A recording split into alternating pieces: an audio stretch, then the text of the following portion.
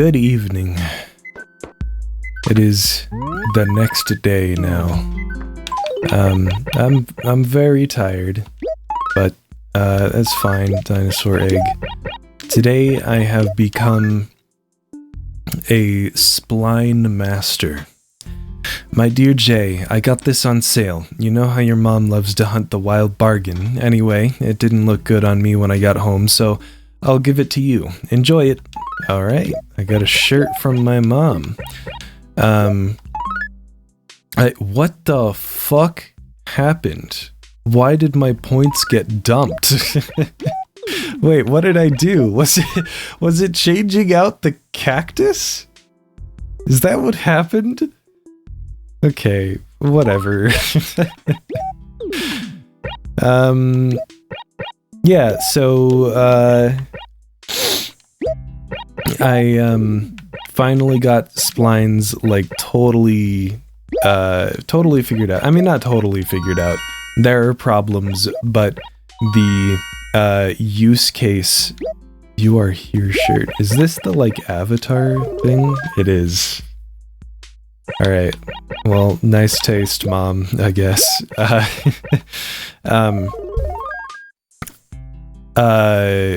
I've gotten most of the foundational work figured out for, everything we need to do with it for our specific use case. It's actually, the splines are going to be like a very, foundational component of the main, gameplay loop. So, if you want to guess what this game is about, just based on that alone, be my guest. I don't know why... I don't have anything to donate. I don't know why I'm here. I'm gonna head over to Nooks. I've got the basics figured out. I just have to... There's a little bit of... First of all, there's a little bit of jank that I have to mess with. There's some inconsistencies with what's going on. It's fun trying to be vague about this for no reason. I really don't need to be this precious about my game idea. Maybe I'll reveal more about it in the future. There really is no reason for me to be to be holding out on details surrounding it. But that's just what I'm doing now, right now, I guess. So there's a little bit of jank and inconsistency. But there is one change I want to make to the whole, to the design, the way the code is designed, that I think should fix everything up. Because basically I have something moving along the spline, over time, and then, the position of that thing determines also, in part, the position of a series of other points along the spline behind it. And so there's some kind of weird math that goes into it. But the main problem is, for some reason, when just trying to throw things together... Cabin rug! Hey! We found it! Okay, well, let's go ahead and pick this up. And we can switch that one out. Awesome. I couldn't quite figure out... Oh, hey, another one of these sweaters. How to manually make something, make an object move across the spline.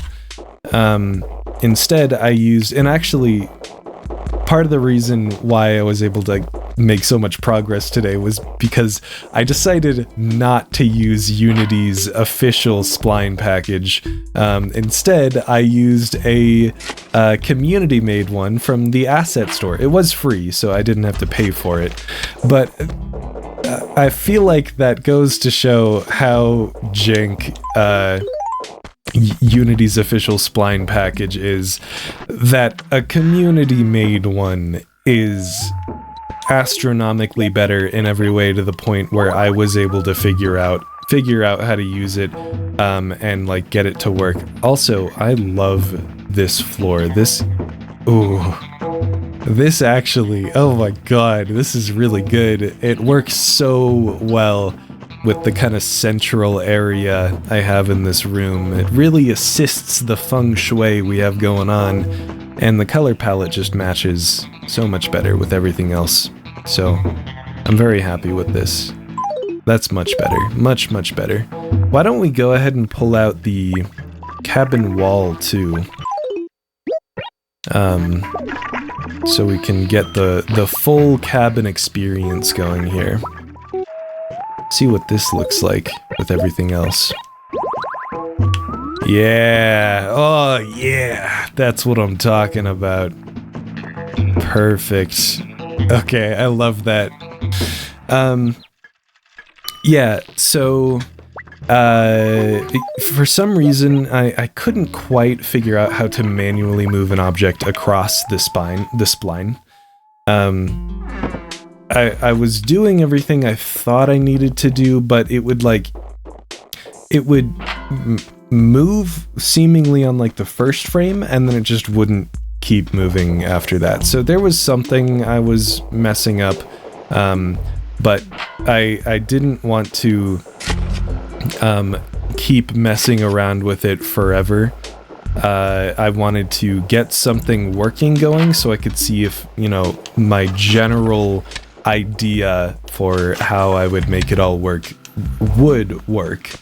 And it did. So now my I guess my task for tomorrow is to figure out how to make it, how to you know, move an object manually across the spline so that I can have full control. Because part of the problem, I think, with what's going on, which was also something I was trying to say that I forgot about because I was anyways, part of the problem that I think was happening is I don't have full control over the order of events right now, with what's going on, because and this is probably confusing that I didn't explain this already. I just kind of started talking about stuff. Because I couldn't figure out how to move an object across the spline manually, I instead used a built-in component from this spline package that literally just, you give it a speed, and whatever object it's attached to, it will move that object across the spline at that speed.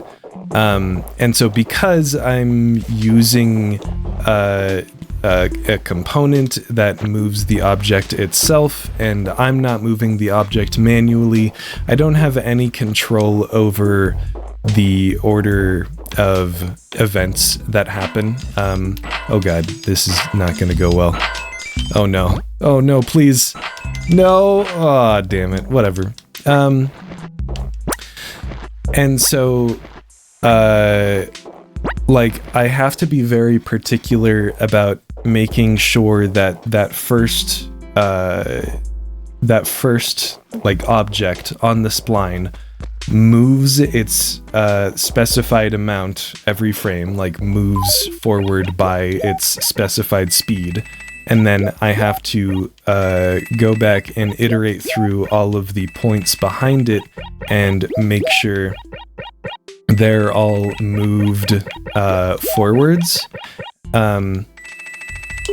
by, you know, so that they're aligned with that first node properly, which is not just moving them forward by the same amount that I moved the first node forward by, because each node, each point on the spline, each object along the spline has to be a specified real world distance from each other, like measured on the shortest path from one point to another.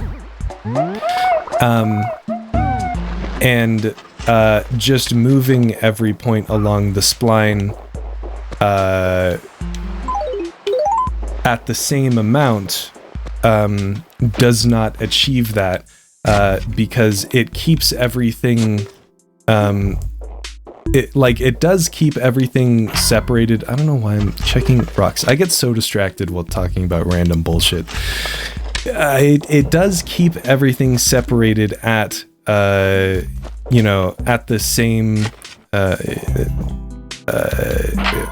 the same distance, but only measured along the spline. And the fact that the spline is curved, meaning that if you're measuring along the spline, if you're measuring along specifically if you're measuring along a curved portion of the spline, then the distance between two objects measured along that curved portion of the spline will be longer than the distance of the two objects measured across the shortest distance between the two of them, like directly from one to another in like world units, So effectively, what that means is the first point can just move, or like should even just move the exact same distance every time. Like it should move forward by its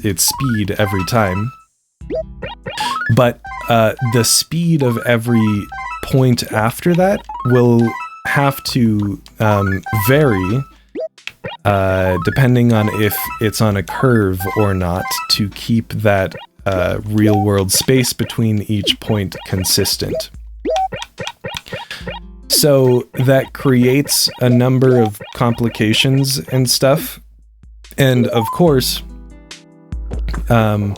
we can't be 100% exact with it, because if we did try to be 100% absolutely, completely and totally exact with it, then it wouldn't be very performant. Because that's the thing about reality, is reality runs great, but it doesn't run very performantly.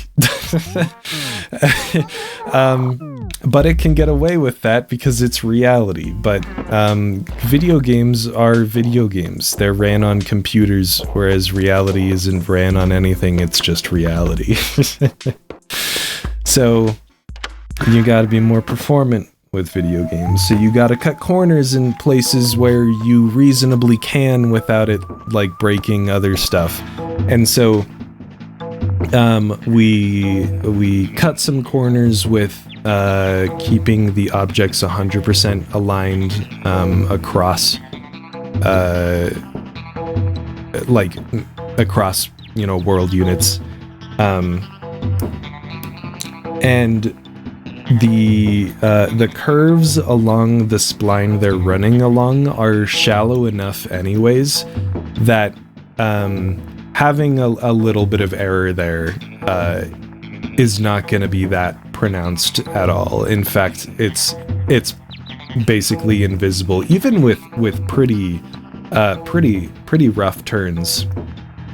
And so I have no doubt that it'll all just be fine. So yeah. Basically, tomorrow I just have to mess around with some stuff, make it so I have full control over every event that happens at every point, so that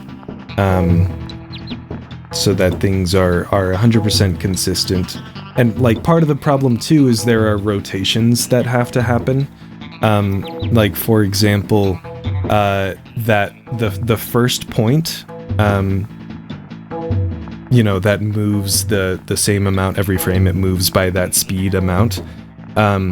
Has to rotate to point at the point. It's a confusing way to say it, but to point at the point directly behind it.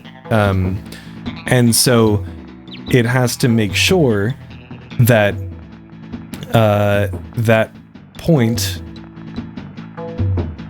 has been placed properly first before it tries to rotate, pointing at it. So, yeah.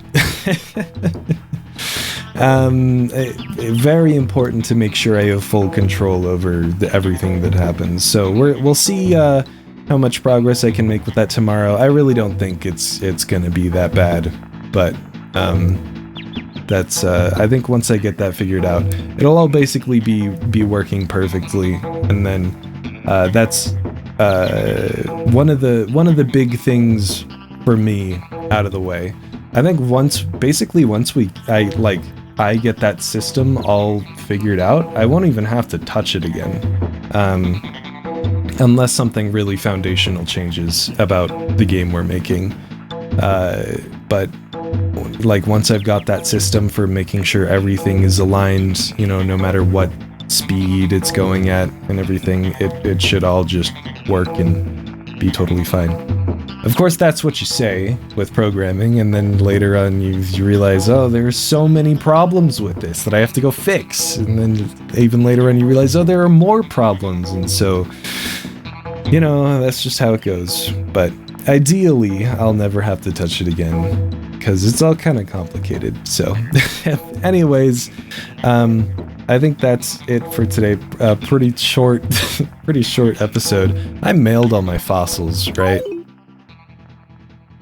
Did I literally just mail a single one? I definitely did. Let me mail these other two.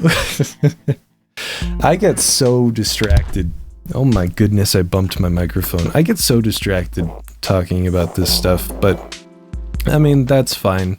One thing I also realized when talking about that, not only am I using one of the spline package's built-in components for moving that first point across the spline, for all the other points, because basically the method I'm using to align all the other points is I basically shoot out a vector, a specified distance from the first point.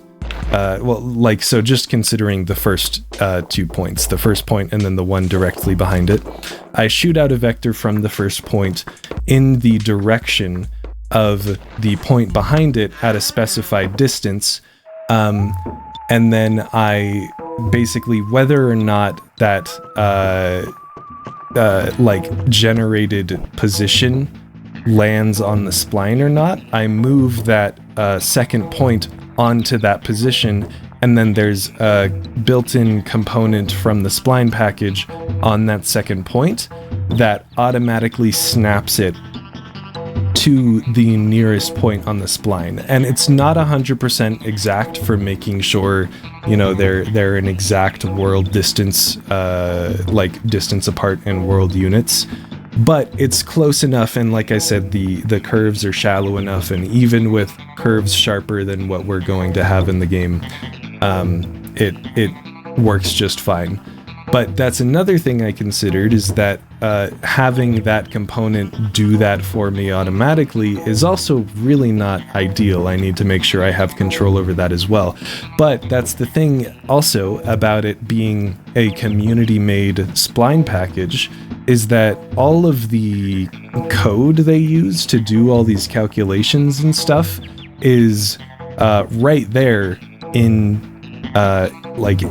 the components that I'm putting on these game objects. Like the scripts for these components are literally in there, and I can just open them up at any time. So if I want to do that manually, I can open up that script and copy the code they use to find the closest point, and then just do that in my own script on my own terms, and it probably won't be a problem. And I could also do that for the one that automatically moves the first point along the line. I don't know why I didn't think of that.